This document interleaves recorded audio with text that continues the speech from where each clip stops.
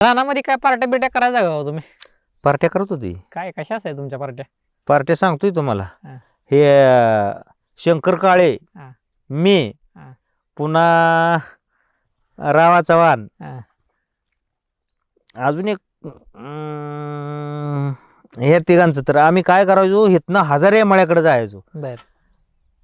तुम्हाला मग म्हटलं पाण्यासाठी सकराजवळ मोठी हा. बघून घ्यायचो. हा. त्या शंकरला सांगायचो तू जरा घरनं येसोर आण. हा. राव्याला सांगायचं तू मीठ आण. हा.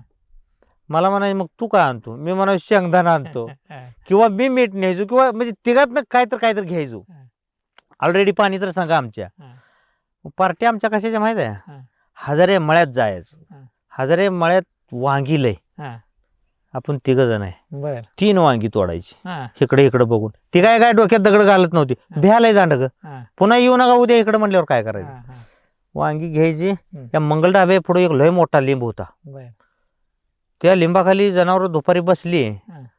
मग बॉस मीच होतो ना. जळान कुणाला आणायला लावायचं, दगड कुणाला आणायला लावायची, माझ्याकडे ती. हा. हा.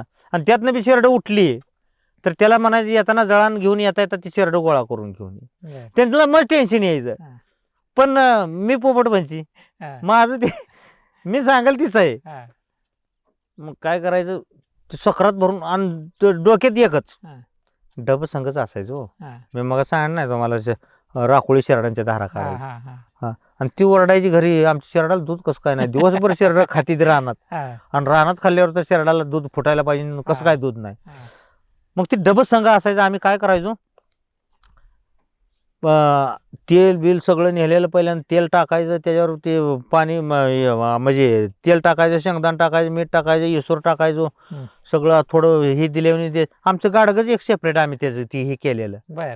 आणि ते नवीन होतं तेव्हा कुठं त्याला कुठं झिरपून जायचं त्या गाडग्यातनं, काय मेळच लागत नव्हता. हा. ती पुन्हा आटून आटून आटून आटून पुन्हा ती होयाच बंद. हा. सकरात भरून कालवण करायचं. बर.